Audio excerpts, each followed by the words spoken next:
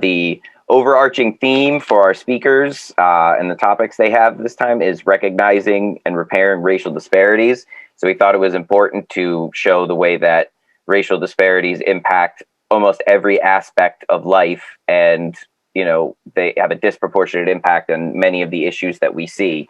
So I think Adrian did an excellent job highlighting that, and I'm sure our next presenter will as well. UConn Students for Sensible Drug Policy Chapter alumnus Jason Ortiz now serves as the Executive Director of SSDP. As past president of the Minority Cannabis Business Association, he organized the People of Color Cannabis Policy Summit that drafted a model legalization bill written, funded, and organized exclusively by people of color. Jason was lead author of House Bill 6377, titled An Act Creating an Equitable and Modern Cannabis Workforce. He also served as president of the Connecticut Puerto Rican Agenda and on the National Puerto Rican Agenda Board, dedicated to economic justice for his home island of Puerto Rico. And I've personally had the pleasure of seeing him speak at an event before, so I'm sure we are in for a great presentation. So let me pass it over to Jason. Right on, Dustin. Thank you so much for that warm welcome. I'm going to put some links here for folks to be able to see the orgs that I work with. I wear a lot of different hats, and I will be looking to speak from all three of them at a certain point. But as said, I am the new Executive Director of Students for Sensible Drug Policy, which is a global organization that has over 30 different countries represented and over 100 chapters in the United States. We're the largest youth-centered drug policy organization in the world. And it was actually SSDP that made it possible for me to even go to UConn and find SSDP to begin with, because I was somebody that was arrested in high school for simple possession of cannabis. I was 16 with some friends, smoking on the way to school. Somebody called the security guards. As soon as we got on campus, they came over with their little golf carts, surrounded us, treated us like we had just done something really wrong. And I got thrown out of school for my entire junior year in 2000. And actually, I first got charged with intent to sell to a minor. I was 16 at the time, and a friend that was with us was 15. And so they claimed that me passing to them was intent to sell to a minor. So I was lucky enough that I did not get incarcerated. I had a strong family that advocated for me, helped me through the process, and spent tens of thousands of dollars on lawyers in order to make sure that I didn't have to get incarcerated for literally smoking one joint on the way to school. And so luckily, though, from the work of activists that came before me, including SSDP and other organizations, they changed a law called the Higher Education Act's Federal Aid Elimination Penalty. And that is a really long title for the Federal Higher Education Funding Act that said if you got in any trouble, arrest or conviction for any drug at all, you could not access financial aid. And luckily, the activists that came before me changed that law so that folks who got caught in high school would be able to access financial aid. And I was one of those people. I found out about that once I was at the University of Connecticut, saw the timeline, and was like, wow, I've been both directly negatively impacted by the war on drugs, but also positively impacted by the activism to end it. And so from there, I became dedicated to improving policy after that. And so I've been doing it for a long time. Since 2008, I've been involved with SSDP, and now I'm the executive director. So it shows that small changes can have very important impacts down the road and impact people's lives.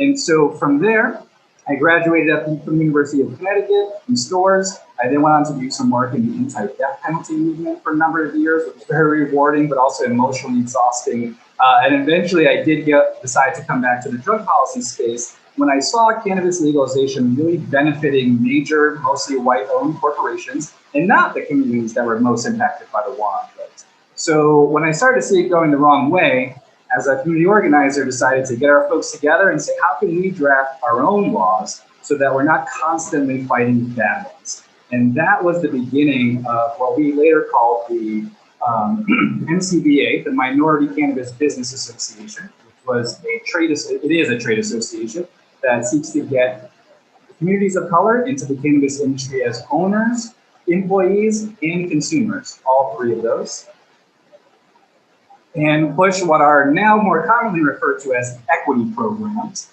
which are specific policies and procedures that empower people that have a criminal history to enter the cannabis industry. Now, in 2014, when Colorado was legalizing, equity programs were not on anybody's radar, except if you were in the Northern California world, or in Oakland, they had started this movement. So within 6 years, we went from legalization happening with no equity programs at all, to now here in Connecticut, if you don't have equity, or in Illinois and Massachusetts, for example, you can't pass the law. And that's an important shift that has happened over the last 6 years, because communities of color started to fight back and say, we will stop legalization unless you include us. And I think that was a really important political choice, right? That we were going to become opposition to the bill if we weren't included, rather than simply, we're going to push and hope we get, what we can get. But the only way we could do that effectively is if we had our own bill, our own law, and we said, this is how we want to do it. So I've been working with lots of different cannabis equity activists throughout the country and throughout the world, and I actually talk about international equity at the end, to make sure that whoever is discussing what justice for communities of color means, or what is sufficient justice for our community, right, will be discussing it in the context as we design it. So I worked with Richard Jung from Massachusetts, who worked in the Massachusetts Cannabis Commission, to draft HB 6377, and working very closely with State Representative Robin Porter in Haven to introduce it. We decided to take a different approach for this particular bill. We actually introduced it through the Labor Committee. There was a number of strategic reasons why we decided to do that, but Robin being the chair of the Labor Committee was important. And we also wanted to make sure that when we're talking about cannabis equity, economic justice must be part of that conversation, right? Who's going to make the money from these businesses? Or what kind of jobs are going to be created? Will they have benefits and high wages? Who will be excluded from the industry? All of these different pieces of the cannabis industry will be created, and we had to make sure that we had strong entities with us to help push our vision. So the unions were definitely a big supporter of making sure that we had good labor protections in the cannabis industry. In addition to the labor unions, we also brought on board another sort of surprise ally in the local tribes. And so we actually worked very closely with Foxwoods and the Pequot Nation to craft policy that included them in our legalization bill, so that they too would be included in this process. And those were both moral choices. We wanted to make sure we included them, but they were also strategic, right? Like, we know that the tribes in Connecticut are well-funded, clearly successful economic entities and have no problem running a cannabis business. So being able to partner folks that have criminal histories with maybe a pipeline through the casinos made a lot of sense to me, both financially and morally. So 6377 had a lot of push this year. Hopefully you've all heard about it or seen something about it. It didn't make it out of the Labor Committee. It did continue to get pushed into First Judiciary. Now it's in general law.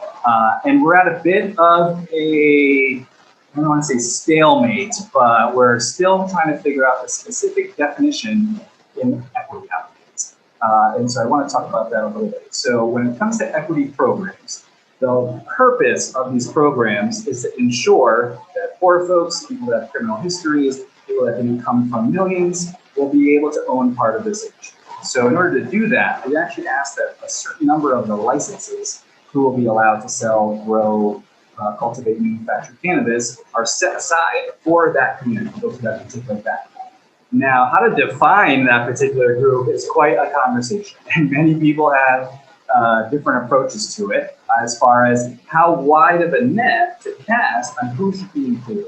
One that's commonly accepted is that if you were arrested or convicted, you should be included as part of the community that was impacted by the war on drugs. Right? It's very direct impact there. Also, their family members, close family members. For example, if I had a parent that was incarcerated due to the war on drugs, I've obviously been directly impacted of not having my father. Right? It didn't personally happen to me, but it has happened to many people. And then beyond that, maybe even entire neighborhoods, right? If there was a high rate of arrest in a particular neighborhood, somebody could have been directly impacted by police violence, police disruption, but never have been arrested per se. But as we start to bring that group out bigger and bigger and bigger, it makes it difficult to help the folks that are in the in-group. And we saw in Illinois, they made it so wide. They said anyone within any particular zip codes that had a relatively high rate of poverty, we qualify as an equity applicant. Now that meant that in the city of Chicago alone, 1 million people could qualify as an equity applicant for 80 licenses. And so I felt that was too broad. And also they were kind of talking about that approach here in Connecticut. And as someone that lives in Hartford, myself and the governor have a house in Hartford. And so we got to make sure that we're being narrow enough that the programs actually reach the intended communities without including folks that just happen to live there but have not been impacted. So it gets tricky. Personally, I think we should just leave it at those that were directly arrested or had a family member arrested, and then grow beyond that in cases. But this is the number one conversation that is being discussed or debated right now among leadership of how do we design who can access these programs and what benefits those programs will have. Now, in my role in Connecticut, we organize primarily through CRCT, Connecticut United for Reform and Equity. That's one of the first links that I put over there.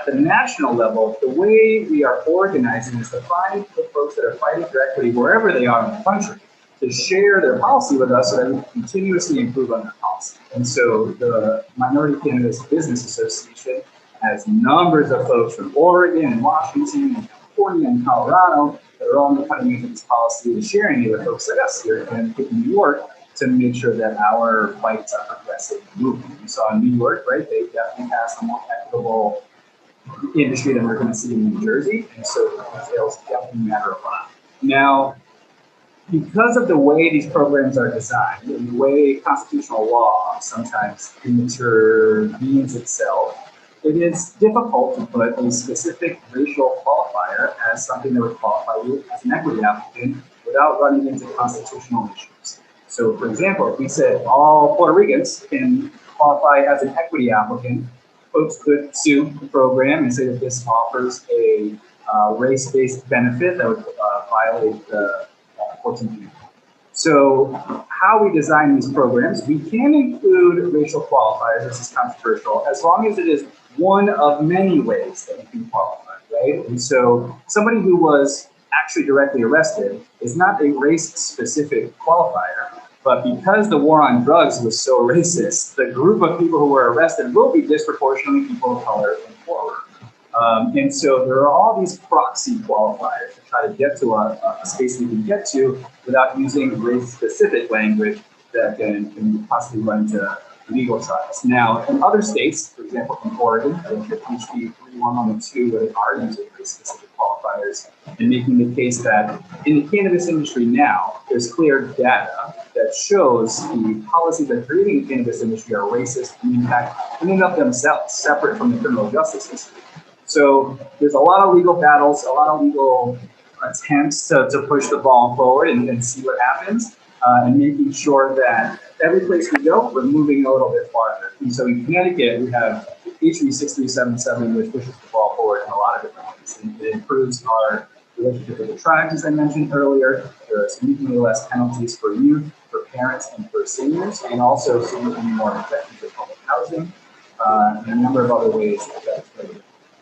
So as we start to think about this issue even more broadly, we were talking about international before, Students for Sensible Drug Policy is an international organization, and it's very clear that the war on drugs was very much a war at home, a war in our own communities here, and a war abroad. We exported the war on drugs to Latin America and did horrendous things, including spraying glyphosate from the sky with aerial crop eradication programs in Colombia and Bolivia and Peru, where we literally sprayed poison on the rainforest in order to try to burn away cannabis and coca plants. And so SSDP is going to be pressuring the appropriations committee to defund aerial crop eradication, because not only is it morally reprehensible to drop poison on people from the sky, the environmental impacts are incredibly detrimental.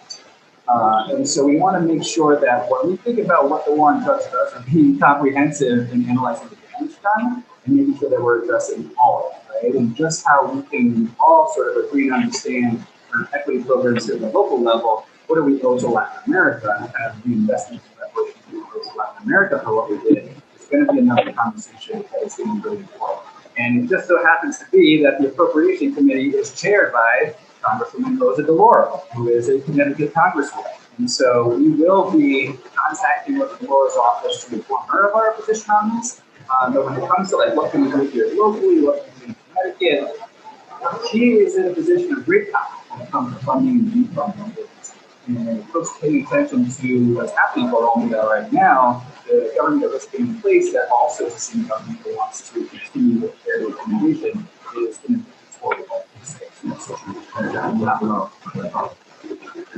And so all the way from fighting for in London, Connecticut to get a license for our Black and brown folks to open up a cultivation facility in London, to going to DC and making sure that we're defunding the poisoning of our planet and working in solidarity with Puerto cannabis farmers in Colombia. We have a lot of work to do on racial justice, specifically when it comes to drug policy.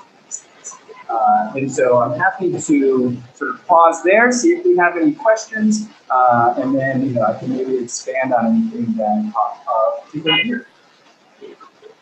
Excellent. Thank you, Jason. It does look like we do have some questions in here, so I will start reading those off for you. First question is, what are the current number of minority businesses that service the cannabis industry here in Connecticut? Zero. As far as the actual plant touching businesses, there are zero community of color owned at all businesses in cannabis industry. That's plant touching. When we start to talk about what's called ancillary businesses, folks that have a business that may be, for example, I'm a lawyer and I service the cannabis industry. I'm a web designer and I make web designs for the cannabis industry. Or, for example, something like Canna Health, which is a business that helps you get your medical patient certification. There are a handful, but even then it's close to zero. So Canna Health is owned by Peter Smith-Holden, one of my homies. She is great. If you need to get your cannabis medical patient certification, please check out her business. But other than that, it's close to zero. And it's in part because you can't actually just go start a business in the medical industry if you want. You need a license. And the state of Connecticut is not giving out new licenses at this time. So even if I had $1 billion, I couldn't just go and get a license. I have to either buy one from somebody else who currently has one, or wait until the next time the license is open up, which we don't know when.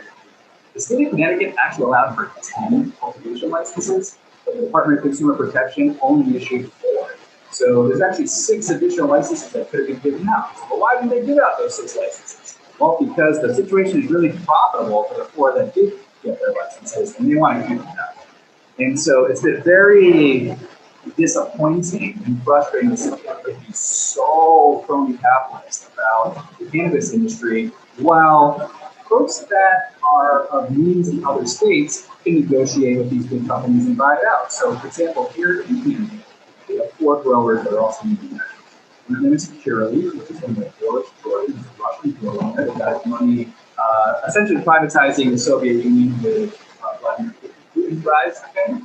Another one is CT Pharma, which is owned in part by former Republican Lieutenant Governor Mike Fidel. I don't know if anybody remembers him. He was real big on expanding the prison population. There is the other one is GTI, Greenthumb Industries. That's actually backed by big alcoholics, the Jim Beam family that essentially funds GTI. They're another multi-state operator, is what it's called. And then lastly, we had TheraPlant, which was one of the more Connecticut-owned of the 4, that just sold their entire operation to a Hooters franchisee. So now someone who is a Hooters franchisee is making medicine for patients in Connecticut, but someone like Heber, who is a registered nurse and owns a medical marijuana support business, is not allowed to get into the industry.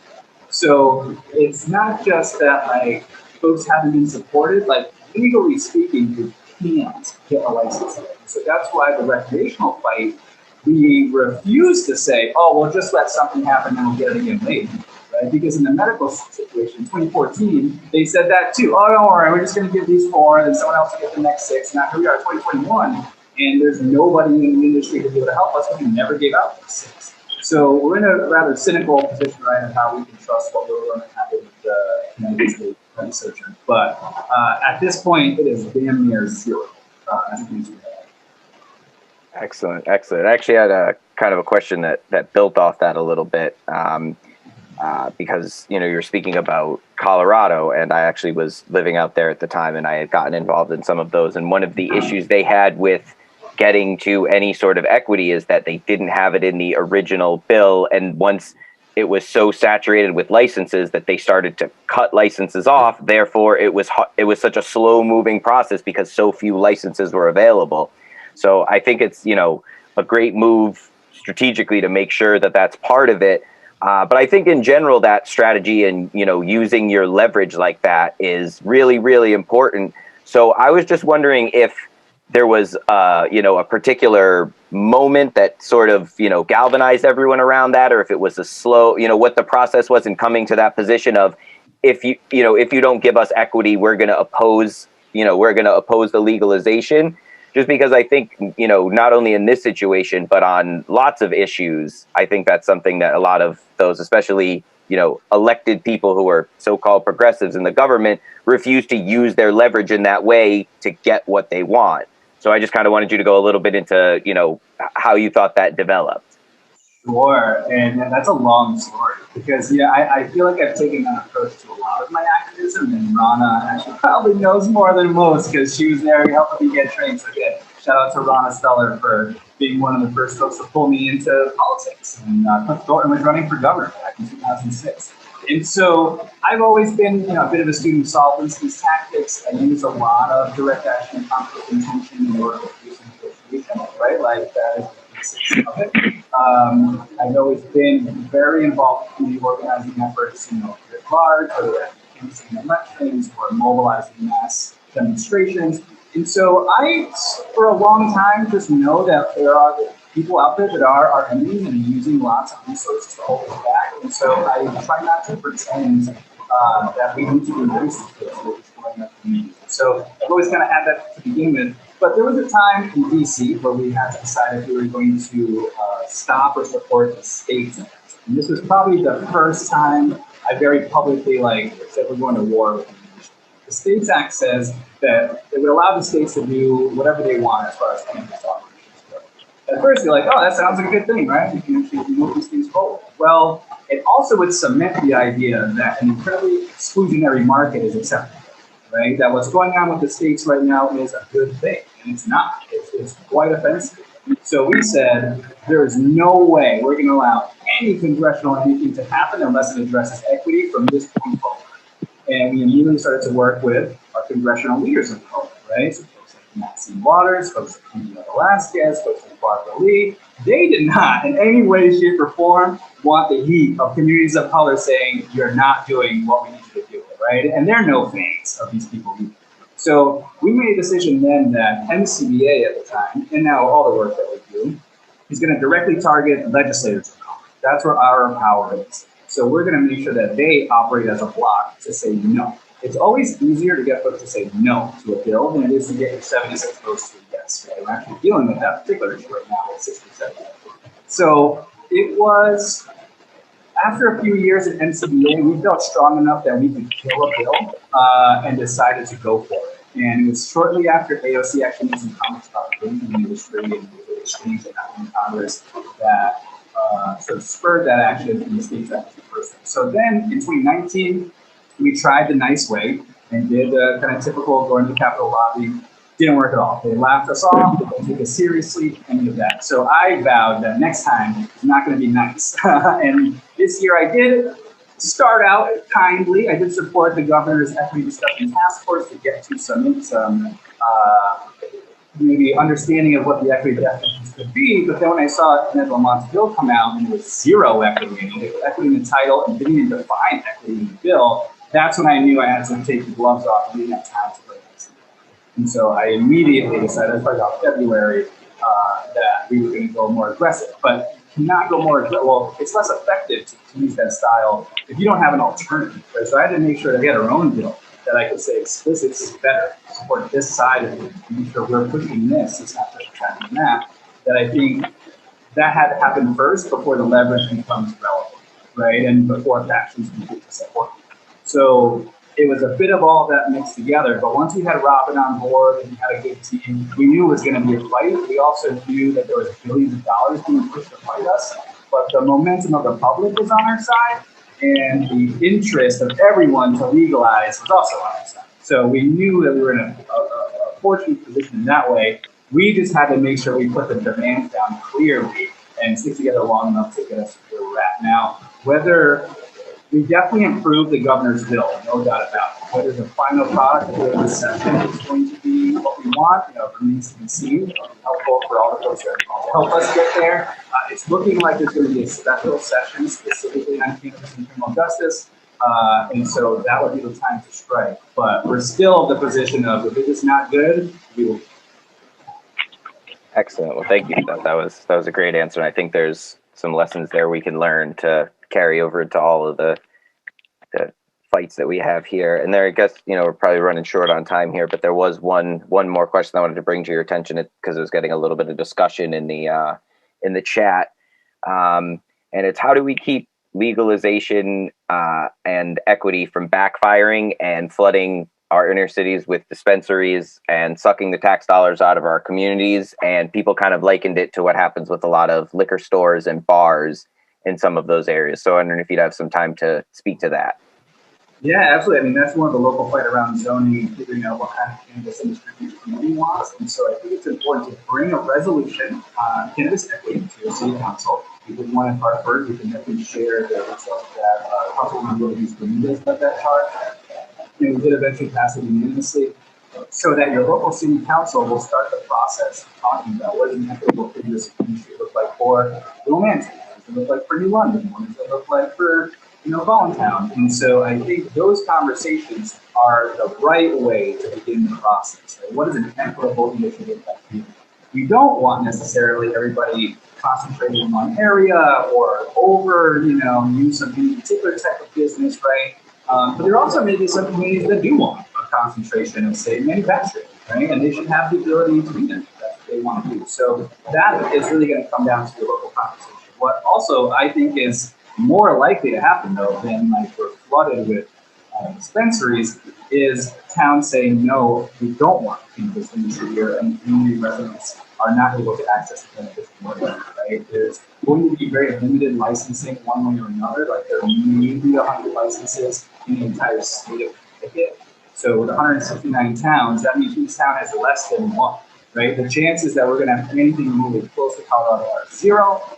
The way they want to do the licensing is fairly restricted. I would like it to be much higher. So I actually think that it's a rather tiny risk that we're going to get flooded, and that the opposite is more likely to happen. We're going to see New London not allowed to have any businesses because the 20 cultivators went to the western part of the state, or went to New Haven, went to Hartford, right? So I'm more concerned that'll happen, and the more that municipalities can clearly articulate those regrets, what they do want, the more likely all this could be. But thank you. Well, that was extremely informative, and some great answers to those questions as well. And I'll second you on Kibra being awesome as well. So she's definitely someone, if you don't follow her, to follow and keep track. And you guys do a great job. So we're hoping in the future we can keep working together and help support you guys in all the work you do. So. Thank you so much. Pleasure as always, and happy to follow up with more policy specific stuff folks can do over the next few months. Awesome. And for anybody that's interested, I know Jason had put some links in the chat, so you can check those out. And I believe that Rona posted a couple as well. I'm not sure if they were the same ones, but so if there's anything you're interested in there, you can check in on those and follow their social media pages. So for our next presenter, we have Student Loan Justice founder, Alan Collins. He has combined his own experience as a borrower with knowledge of good faith lending learned over years to confront a problem the U.S. has never seen before. He's taken his research to the media and to Washington and was profiled on 60 Minutes. He authored The Student Loan Scam, as well as hundreds of articles. In 2008, he was chosen as a financial hero by CNN Money Magazine, and as a former associate scientist in the field of aeronautics at Caltech. Collins is now devoted